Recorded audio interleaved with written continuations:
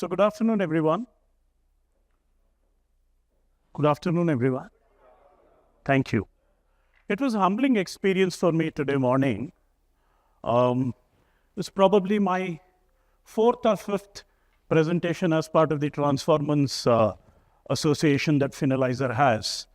And my good friend Kishore from Transformance told me, "Sir, आपके presentation के लिए हर कोई wait करता है." And I was very happy कि यार ये तो अच्छी बात है. I mean, I'm like, I'm very popular, etc., etc. And then I said, बेटा क्यों होता है? Sir, lunch के पहले आपका presentation होता है. Which is why people are eagerly waiting for your presentation. So वो थोड़ा humbling moment था. Maybe I need to do better. I need to get better at what I do. So my talk today is around relationships. I think the beauty of relationships is that not only do they endure over time for them to be successful, but they also morph or metamorphosize or change in the way they are over time. And that's something that I'm going to talk about today in the context of the two partners, that is the CFO and data. One admission right at the beginning. I am not a CFO. I have never been one. I am not a technologist. I have no background in technology. That said, I've been able to do a fair bit of things in my life, which is why I'm sort of an abstractist. And this journey has helped me connect with so many people, not just in the finance function, but so many functions, I dare say, across the globe. And what I'm going to talk about today is a reflection of all those experiences, all those discussions, etc., that I have had with people in finance roles, not just CFOs, but finance leaders in general, as I've used all those as fuel for what I want to talk today. So that way, I kind of walk on the edge, the periphery of almost anything and everything. I don't know how many of you know about this, but this is what is called the Maslow's hierarchy of needs. It was propounded by an American psychologist, Abraham Maslow. The sum and substance is that as a person progresses in life, उनके needs change होते हैं. Survival से start होता है, then it goes on to safety, belonging, esteem, and finally you have that, I have arrived in life. I have probably finally found a larger purpose in my life. That's the kind of progression individuals are supposed to have in their lives. Now, while the theory has its own merits and demerits, what is for me important is that when you look at this theory, it hinges a large part around the relationships that one has in each of these phases. Now, why am I talking about this? Just hold on for a moment, hold on with this thought, and we will sort of move ahead with, why I spoke about that. Now, if you see the CFO-Data relationship, in my view, it has gone through two stages, and today we are on the threshold of the third stage. This is what I call the Act 1, when the relationship was distant, functional, transactional, etc. I still remember almost 3.5 decades back, when I was working in Standard Chartered, my first day at office, all I had to do was go into an extremely cold printer room where there was a stuff being printed on a dot matrix printer. And I had to collect all those printouts and give it to my manager. Tie-wye pen ke yeh karta tha main. And I had no clue. And the manager would say, "Isme data hai, MIS hai. This is how we know what is the amount of risk we have." I was in the underwriting team. And I had no clue what it was. For me, it was only a chore going and getting that huge stack of papers. And my biggest achievement in technology at that time was my ability to change the cartridge in the printer. That is one thing I learned. More or less, most of us can relate to this sort of a distant relationship with technology when we started off. And then you had the EDP manager who would control anything and everything. आप उनको बोलेंगे ये दे दीजिए, क्यों चाहिए? हर बार कुछ ना कुछ आके पूछते हो. That was the kind of world that we lived in. Times changed. Too much of a pressure on CFOs. Regulations changed. Automation came in. Silos in organization no longer mattered. You had to collaborate. We saw so many examples in the morning. Cross-functional collaboration became important. Need for real-time decisions became important. And that's where the second phase happened, or the Act 2 happened, where the relationship of CFOs, in my view, with data started moving in this direction, in these phases. From a point where you said, just give me the numbers, down to ensuring that it is disseminated, the same numbers are disseminated, they are disseminated in time, and also knowing what the numbers are all about. Today we have this gentleman. Nobody knows when the fingers will snap. Nobody knows what exactly will happen when AI totally integrates. On one hand, there are pessimists who say, yaar, CFO ka bhi naukri nahi rahega. Finance team to band hai. To another end, where there are optimists who say it will all optimize, things will get better. Typewriter पे ऐसे बोल रहे थे लोग, देखो काम थोड़ी ना कम हुआ, कंप्यूटर आया, काम थोड़ी ना कम हुआ, नया कुछ ना कुछ निकलेगा. Nobody is very clear. But as CFOs, are we paying attention not just to what will happen, what we can automate, how will it optimize my team, etc., but are we looking at what will happen to data? How will we deal with data? Because we are entering the 6th level of data need. When data probably itself will start thinking and guiding you. It's like you holding your child's hand to cross the road when you are young. Late in life, the child will hold your hand and help you cross the road. Probably that is the state that we are in. As far as this is going to happen, today, tomorrow, we don't know. But this is going to come up. Now, given this backdrop, are we as CFOs, finance leaders, really ready? And where does our relationship with our data stand? Because data is going to become increasingly more critical. Data is fuel, data is money, pata nahi kya kya bol rahe the. But data, in my view, will start becoming a person with intelligence. We have to view data as something that will have all the 6 senses. We cannot treat data as something that is, I will press some button and something will come out.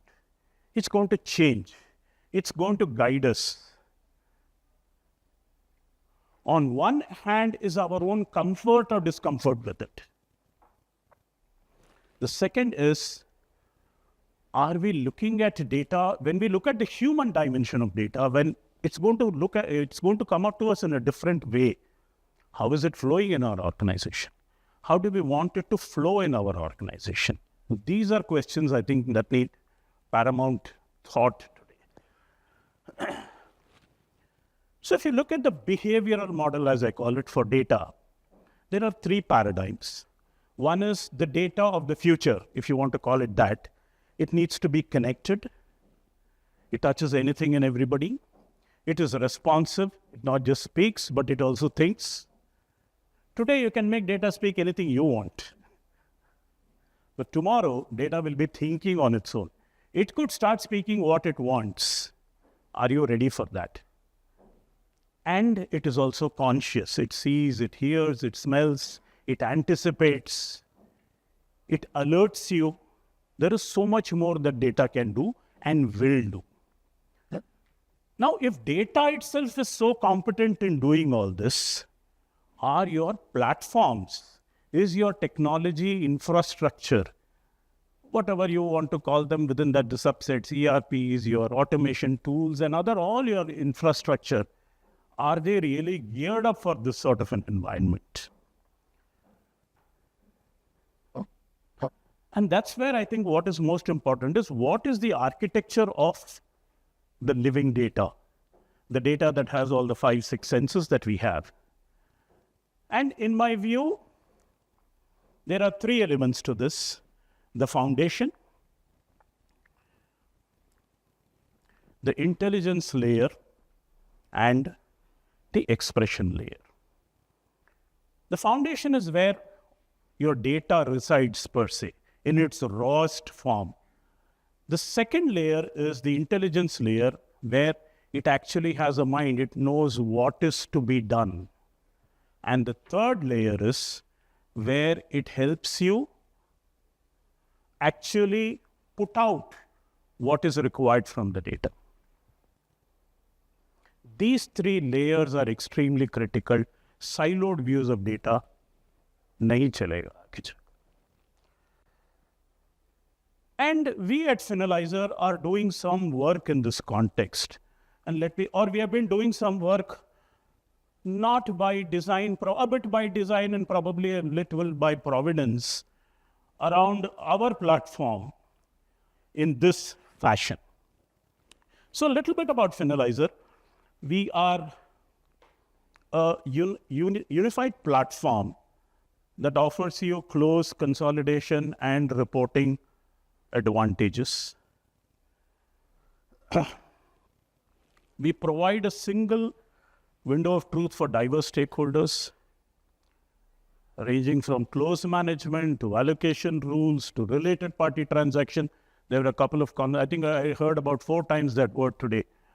Related party transaction monitoring, down to your print-ready financial statements, budgets, forecasts, you name it. The platform has so much to offer. And these are some of the clients who have been with us on this journey, and we have also been able to partner with them on their journeys around building a cohesive reporting, automation, management, governance, whichever dimension you take, process. Coming back to the architecture that I spoke about, how we deal with the data in FinAlyzer follows a very simple and yet profound pattern. The foundational layer is where the data across the entire ecosystem, in whatever format, whatever template it is aggregated. And then comes the intelligence layer, where you have your definitions, validations, standards, compliance requirements, etc. Those rules are defined. And based on that, the expression becomes all your dashboards, reports, statements, disclosures, etc. So I keep telling, whenever I talk to CFOs or finance leaders, I tell you, FinAlyzer Subway sandwich की तरह है, मगर एक अंतर है, जो भी उसमें ऐड करना है ना, आप ही कर सकते हो. बंदा, the other side, the person who is there, in half the cases you don't even know what to ask the person. At least I face the problem. They come up with some new terminology. Should I add this? Should I all that? I don't know. I stick to those 2 or 3 things that I want to do, that I want to eat. Here, FinAlyzer allows you the ability to express what you want the way you want. You want to add a new report, you go and audit. You go ahead and add it. You want to add a new revenue stream because there is an acquisition, go ahead and do it. There is no dependency that you have in terms of a technology requirement. There is no need for coding, changing the tables, etc. from a technology standpoint. That makes the entire process extremely seamless, business user friendly, and most important in today's time, agile. And that's what is the advantage that it gives us. And if we look at the behavioral model that I spoke about, the triangle that I demonstrated a couple of minutes back, these are the advantages that FinAlyzer as a platform brings to the consolidation, close, and reporting space. Some case studies, I'm not getting into reading each line, you can do that. But what I would request you to is to look at the complexity of operations that the platform manages, ranging from 150 product profitabilities or cost allocation across 50 plus more locations, or whether it is companies who are in 90 plus more global locations. Imagine the sheer size, complexity, the operating challenges on the ground that the finance team faces. Those is where we help with.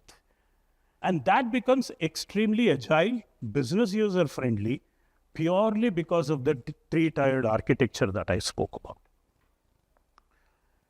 Where has this brought us? More than 110 customers have reposed their confidence in us, and I'm sure more will do in the years to come. Big names, you saw some logos.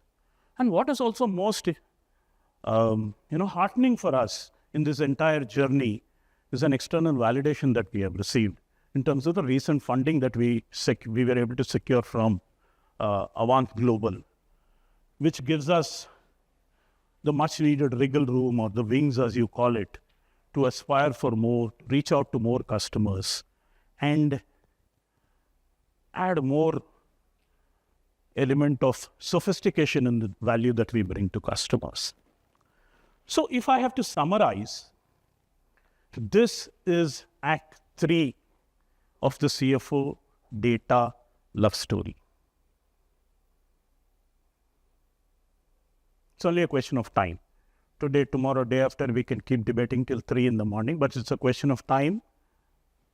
Once the fingers snap, we really do know what will be the C. But that, when it happens, means that the preparation has to be at the 6th level of your data need.